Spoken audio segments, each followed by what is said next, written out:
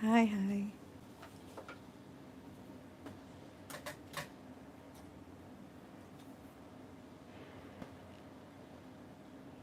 Hi.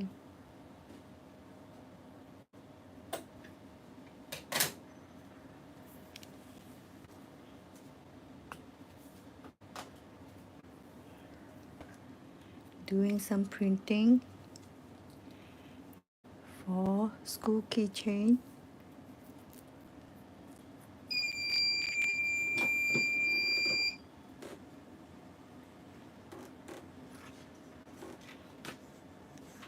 This is called sublimation.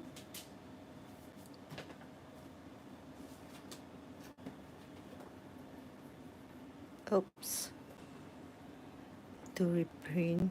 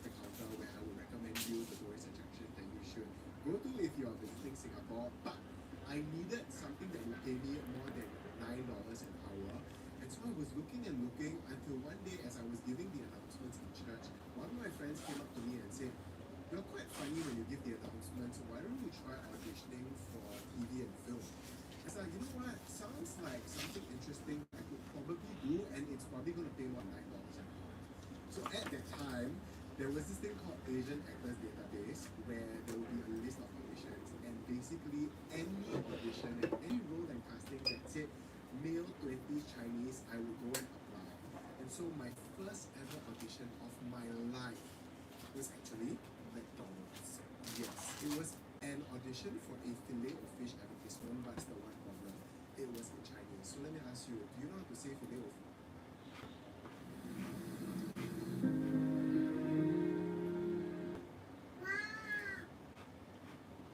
Do you know how to say fillet of fish in Chinese? 清楚清 Yeah, correct. Exactly. So obviously I bombed that audition, but I continued auditioning anyway, and within 2 weeks, I booked myself my first ever job as the main show of a kids science show on Opto called The Mad Science Man. This show was my first ever project, and first of all, I want to start by sharing that I'm so grateful till this day to the founders of that production company because I Anyone had a want to co-host, learn? and they actually told me that my co-host was getting paid more than I was. They wanted to do the right thing to match my pay, so I got a pay increment that matched my co-host pay even before I started the job, and I really appreciated that. That was a immediate green flag and an example of somebody showing me good business with integrity even from the start. So on that show, we were doing all these science experiments that were wacky, zany, and completely Hot. insane, all to really teach science to kids when watching Octo. And I had so much fun, but particularly on that show, it made me fall in love with hosting, and it made me realize that this is something that I can do, and I actually feel very, very joyful doing. I remember in particular, right, there was one take, right, where I was just joking around, and the director said, "Hey, again, can you do that again, but in a British accent and just make it funny?" And so we went for that take, and I remember everybody behind the camera was laughing, and when they cut, everybody gave me an applause, and that is a core memory that I'll never forget. And I remember thinking, I think there's something here for me that I found. I love doing it. I am somewhat good at it, and I want to do more. That show was 16 episodes, and after that, I continued my freelance life, which led me to a competition on called particularly 987. At the time, it was called 987 TV Star. It's different from Radio Star. They are looking for somebody to From fund their paper YouTube channel. So to yes, that's fabric. how essentially I got started on YouTube. I won that competition, and I got $5,000 as the prize, and along with that, I got to work to create videos for 987's YouTube channel. I remember I did it for 2 years. I produced the videos for $100 per video, and at the end of 2 years, they were like, "Hey, the company's going in a totally different direction, and basically that time we don't need you anymore. Basically, you're fine now." I remember I was quite devastated because I was like, "Yo, I've been creating content for you and for this channel for the last 2 years, and it's just abruptly come to an end." But I accepted my fate. I continued working as a freelancer, which led me to another competition called the Five Search. Now, the Five Search is very special because they were basically looking for the most talented human being on earth, somebody who's good with acting, hosting, and everything in between. That show was interesting because it gave me an insight and a sneak peek into like acting, doing action, all kinds of genres. I remember on that show, one of the mentors and judges, who named Spyro, actually told me that I needed to lose weight, and I don't think he was trying to fat shame me or anything. He was really trying to position me for the Nanzuke male lead type of look and role. So I really tried my best. I ran 8 km every single day until I lost about 8 to 10 kg. It took me about a month to a month and a half, and I did it. I remember then there was another shoot where we do a fight sequence, and me fight. Even on the finals, all my friends were there for the live recording, and a week before they told me, "Hey, we want you to make a grand entrance, and what we have in mind for you is to do fight with me." I hope it's not nice. It's way too enough. But lo and behold, I came out spinning a torch. So I came in runner-up for that competition. It's like, well, how am I trying to run a competition? I'm coming up runner-up for the other, and I got a contract with Mediacorp. Now, on paper, this sounds great, but that contract is where they'll take a huge cut of my pay at that time, and because I went through the competition, right, voluntarily, I wasn't paid for 6 months of work. During this time as well, I was in uni, so there will be times where I'll be like ending my shoot at 11 or 12 a.m. and my exam is the next day a.m. So I will reach home and study and cram for like 12 to 2 a.m. 4:30, wake up at 6 a.m., try and jam as much content as I can into my brain, go for the exam, and eventually failed it. I had to take and retake many of my subjects, but it really, really taught me great resilience, hard work, and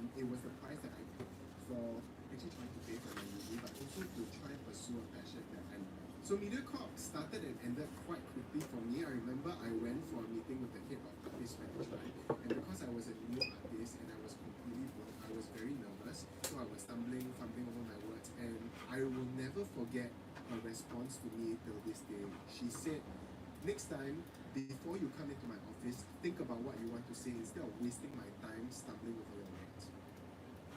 And that was when I knew that this is over. It's not going to work out. If this is how you're going to treat a new artist, this partnership is not going to work out.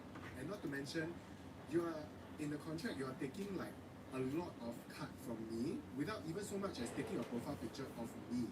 So I made that decision in that meeting after she said that to me and said, can we annul the contract? And if there's one thing that MediaCorp did for me, besides casting me in the freelance shows, is that they annulled the contract, to which I'm forever grateful for. So by this time I was broke, I had no more jobs, and I finally told myself it's time to let this media dream go and die completely. And I tried to convince myself that, I didn't start out media with like this dream to be an actor or host. I did it because I needed to pay for my school fees, and by the time I was about to graduate, so I'm like, this is all that I needed to do.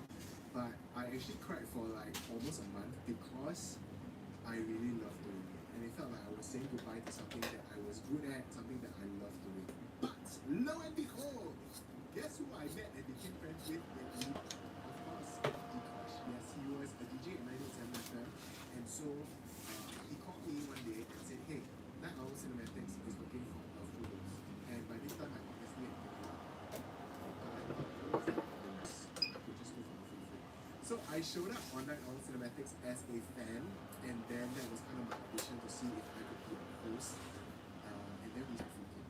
One day, Sylvia calls me up to her office and she says, hey, why don't you be a producer of the show? And I thought, in traditional media, like, a talent is just a talent. But her pitch to me was that if you become a producer, you will know the content better, and therefore you'll be a better host. And along with this producing role, I would like to offer you a show. And I was like, wow, this is a once in a lifetime opportunity that I get to build a food show and to have something that I can call my own together with my friends and my mentors. It was an absolute dream come true. Food King grew to an amazing success, and I worked really, really hard on it. As much as I always say that I'm thankful to Ryan and Sylvia for Trinity, in 2025, I would just like to say and give myself a huge pat on the back because I worked so damn hard on that show. I was on 200 episodes, I produced most of them. I was the sales guy, the account manager, the producer, and the host. I'm the one who oversaw the edit and managed the project start. It was really my baby, and so as much as they gave me the platform, I just have to take ownership and say I did a pretty damn good job myself so that it was a win-win for all of us. One of my favorite memories on Food King, I don't know if you guys remember, is the Kueh Tower episode. So for some reason, I think because Dee had a little bit of drink, but basically Dee, Ryan, and myself could not stop laughing. Like we just got the laughing fun, and we were just heaving and laughing at set for like so much time. With Sylvia, I remember traveling with her quite a bit. I remember that we did a travelogue in Phuket, and we were climbing a mountain like 4 or 5 a.m. to wait for the sunrise. We were filming this with Titi and Virus, and I was telling her like we really been through a lot. There was the shoot where she actually fainted on the mountain, but we didn't know. She fainted by herself and resurrected herself and continued the shoot. One of my most unforgettable memories of being in Night Owl Cinematics is my first ever payout. So I remember I was on holiday in Taiwan and I was crossing the road and my accountant said, hey, your first ever partner's payout has been transferred to your bank. I opened my bank account and I saw the amount there and I started to cry. It was the first time I ever saw such an amount in my bank. And secondly, I thought to myself, after all these years of growing up, lower income, I think I finally broken through. And after that, my first goal was to be able to pay for an entire wedding by myself. So I kid you know, I went to ask around to all my friends who were getting married, how much does it cost to get married? And then someone told me half amount. I saved up that chunk of amount and I shoved it into a bank account somewhere and it's still there. I learned so much about social media, I learned so much about content creation, and most of all, I built an audience with you. And some of you are still here today, if not from the MediaCorp days, at least from the Food King days and the NOC days.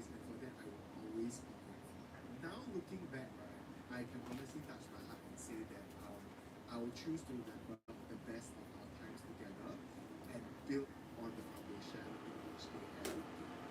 That leads us to today. Today I am a solo content creator with Shah. We started our own company called Every Good Another Private Limited, and we've been on our own happily since 2022. It has been such an amazing journey, and now when I look back, I can't believe there was a time where I thought I was going to do this without build a company. I couldn't do this with myself, but I realized that all the experience, all the hard work, all the difficulties, all the goodness, all the skills was just preparing me for my career now. I never get used to it. I am Ethan Chia from Ethereum HDB Flat, which I still am. I do not take this audience, the platform that I have for granted. We have more than 4 million views for a channel that just started in 2022. Like when I go to Japan and people are like, hey, Ethan! At some like 7-Eleven that is like an obscure northern armpit of Japan, I'm like, wow, this is crazy. I never take that for granted. It still brings me so much excitement and joy. Now instead of waiting for a big network to give me a script or give me a program to host, I can write my own show, I can produce my own show with the resources that I have, which is why over the last few years I have just been trying to work towards content that I love without being on food and travel, heart-to-heart stuff where you get to have meaningful conversations. I think that if you are around my age, right, you're not only looking for where to spend money on good food and good vacations, but we're also in a bit of a healing situation. We run out of time and maybe the resources to go to therapy. We look at a bit childhood and how it's affected our relationships, our mental health.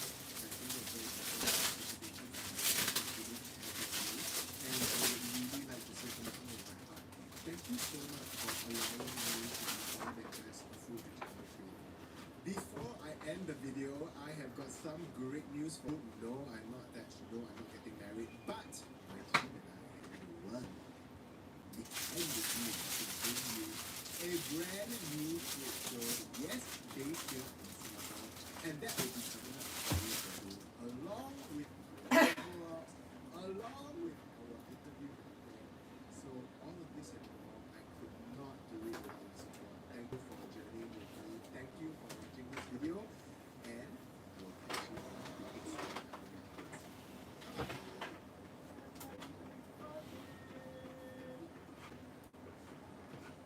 Keep your muscle weak in your prime. You ensure protection for me. Teenagers are building.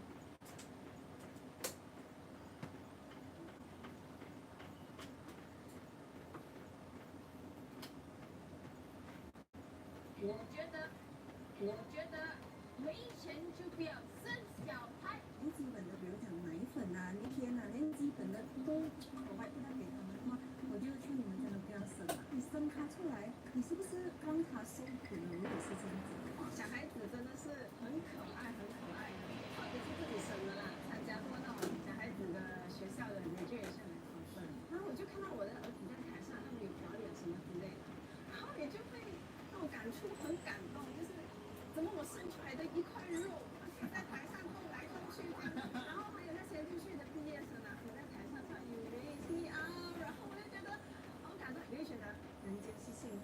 Cindy，我想问一下，就是你刚才提到说手机里面都是他，供应车也是他，就是你的世界就绕着他转，像你自己呢？自己觉得，如果你要很爱很爱的，要真的是为他牺牲的时候，你就一定会赌让你自己这个身份。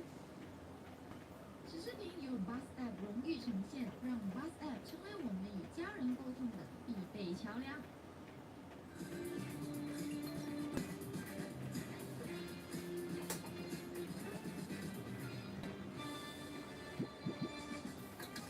欢迎收看《复活问答》，今天厉害了，我这边有3位宾客，不想要生孩子的人。第1位是就是降落的破案博主 Remy， 第2位我们媒体系的讲师野贤宏，第3位则是现在职业的律师 Cheryl。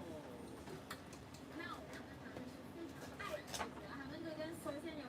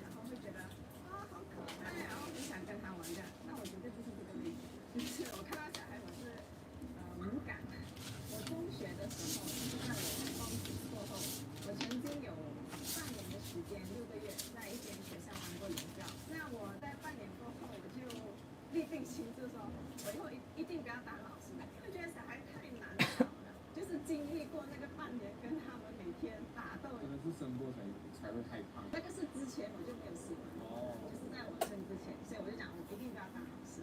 但是过后我当了妈妈，我觉得这个心情有点不一样一点，就是毕竟是自己的小孩，所以对别人的小孩你是基本上没有没有喜欢不喜欢别人的小孩。